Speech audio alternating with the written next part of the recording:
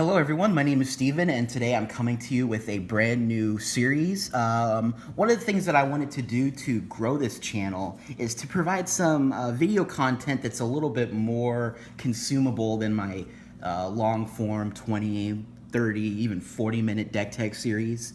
As much as I love Legacy and as much as I would love to just make a channel that is entirely on making deck techs on Legacy, I don't have an unlimited budget, and I do not own every single card that has ever existed in Magic the Gathering's history. So I can't deck tech every single thing. And, you know, after a while, I would get to a point where my passions for doing some of these deck techs wouldn't be as high as some of my other videos. One of the things, though, that I would like to talk a little bit more about is Modern, because it is a format that at first didn't appeal to me. I laughed at it, I joked at it, I said, oh my god, what is this? This is just Legacy light. But over time I have grown to really appreciate the format, and in another video sometime I will talk about the kind of mindset that you can have when designing decks yourself for Modern that would make the format not just healthier, but more enjoyable to you. Anyways, that's a rant for another video. Anyways, the series that I want to feature today and that I will be featuring in the future is showcasing cards from blocks that have existed from 8th edition onward, but were never featured in a standard legal product. So cards from specifically like Conspiracy, Take the Crown, or from any of the Commander products. There's plenty of sets that were never in standard that could be showcased now. But anyways, the point of this is to sort of give people an idea of cards that aren't playable in Modern, but that very much could be playable in Modern. And I would one day like to see a drive in the future to allow cards from Conspiracy, from Commander, from the specifically the cards that were in the Plane Chase packs. There's too many to name, but one of the things that I think is going to be important for this is to not just showcase, you know, the most broken cards, but cards that I think would be beneficial to the format, that would provide a healthier format.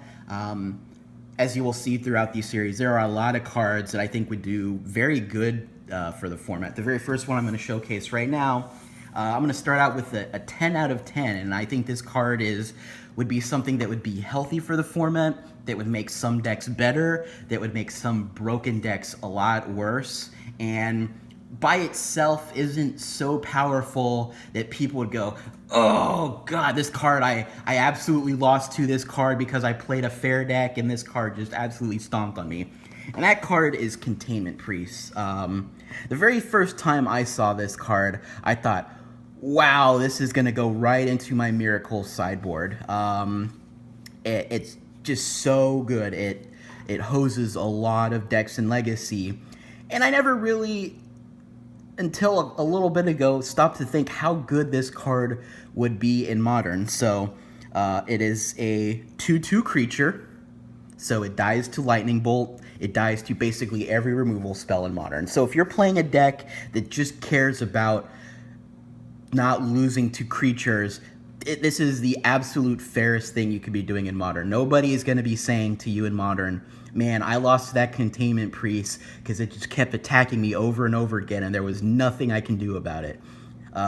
It is the Snapcasterist Mage of Snapcaster Mage. I mean, sometimes you lose to Snapcaster Mage beats, but very, very rarely are you going to be playing a fair deck like Jund or Abzan, or, you know, against any of the, you know, mono-white humans decks, and just say, two Containment Priests just beat me and there were nothing I can do about it.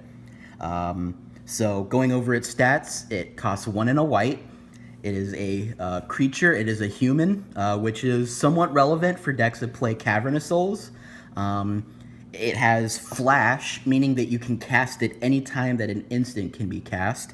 and it has this very powerful text right here. If a non-token creature would enter the battlefield and it wasn't cast, exile it instead. So what does that mean for Modern? Well, at the moment, the most powerful, most represented deck in Modern is Dredge. This card is a nightmare against Dredge. If you just look at the creatures that Dredge plays, Narcomoeba, check. Bloodghast, check. Prized Amalgam, check. If those creatures would come into the battlefield for any reason and they weren't cast, so Narcomoebas just coming into the battlefield because of going into the graveyard from the library, exiled immediately. Bloodghast in the graveyard that would come into play because you played a land, exiled immediately. Prized Amalgams that come into play, exiled immediately. So this does a real number on Dredge, despite just being a fair generic creature that dies to any removal spell that they would play. While not as popular now as it was in the era of Eldrazi Winter, this card is really good against any of the Collected Company decks. Collected Company just puts those creatures into play. They were not cast, so exiled immediately. The other thing that it does against those decks is any creatures with Persist. So if you have any creature that just blocks their Kitchen Finks, when Persist tries to bring this into play again, it wasn't cast, exile immediately. So this does a real number against really unfair decks while also not being too much of a hindrance against fair decks. Again, my sort of litmus test for is a card too busted is this a fair creature that if you just played it against Jund would say, man, I fold, I scoop. This card is basically worthless against Jund, and it is a creature which basically confirms to me this would be something that I think Modern would greatly appreciate. On a side note, the other good thing about this card is, as somebody who has played control decks with Snapcaster Mage, one of the downsides to playing Grave Hate cards like Rest in Peace and Grafdigger's Cage and Niles and the Relics of Progenitist effects is they exile all the graveyards, so it hurts your Snapcaster Mages. And also Grafdigger's Cage stops your Snapcaster Mage from casting cards in your graveyard. Containment Priest allows you to play your Snapcaster Mages while also having relevant graveyard hate. So you could play this in your blue, white, red control-based decks without having to, I gotta play this Grafdigger's Cage despite the fact that I have, a bunch of removal and counter spells in my graveyard, and, maybe the Dredge deck will find a way to beat me, but I have to cast that spell in my graveyard, and I lost the game because I had this Grafdigger's Cage sitting in play and I just couldn't win, despite the fact that I had two Snapcaster Mages rotting in my hand. This card basically does nothing against your Snapcaster Mages, so you can flash back your Lightning Bolts, you don't have to play Rest in Peace, so again, you can supplement this card with your Rest in Pieces and with your Grafdigger's Cages without having to hurt your control decks.